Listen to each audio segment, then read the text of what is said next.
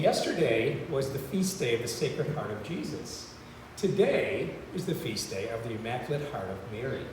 And it literally brought tears to my eyes because it reminded me that what we're talking about is moving from that head space, which is good. There's nothing wrong with our minds.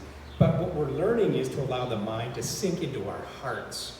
And several years ago, Ralph, my buddy here, who is an artist, I asked him, I said, could you draw for me the shape of a heart that speaks to you? And I was leaving my den this morning after my prayer time on the way here, and this caught my eye, and I thought, I'm going to bring that. It was a God nudge, because it's really about opening our hearts to the divine spirit within us, our sacred hearts that we'll talk about. That, there's the Sacred Heart of Jesus, which is wonderful. There's pictures of the Sacred Heart of Jesus where he's pointing to, his heart.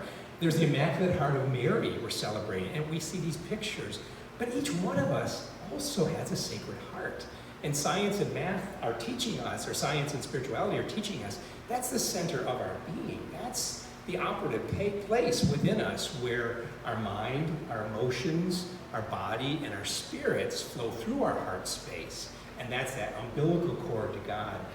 So I thought that was interesting, and if anybody's interested, Ralph is an amazing artist, and he can draw you a picture like this too if you would like. So grab him, and you can grab one of his cards to do that. But I just thought that's kind of like a God surprise that the Sacred Heart of Jesus yesterday, the masculine energy, and then today the feminine energy of the Immaculate Heart of Mary. It's like, wow, God, you couldn't have planned this better for us, basically. So to recap what we learned last night, one of the things that we talked about was that the finding flow, these 4 spiritual practices that we'll talk about, the solitude, the spiritual reading, the community, and the contemplative action, the spiritual gifts, they're kind of like a concept. They're like a container. If you think of a big water jar, they're what we pour the water into, this life-giving water that Jesus gives us. So that's the concept that we then do the second piece, which is the spiritual practices. And, if you think about it, to keep our bodies strong, we exercise. We watch our diet, we go for bike rides, we walk outside, we go to the gym perhaps. We do things for our physical body.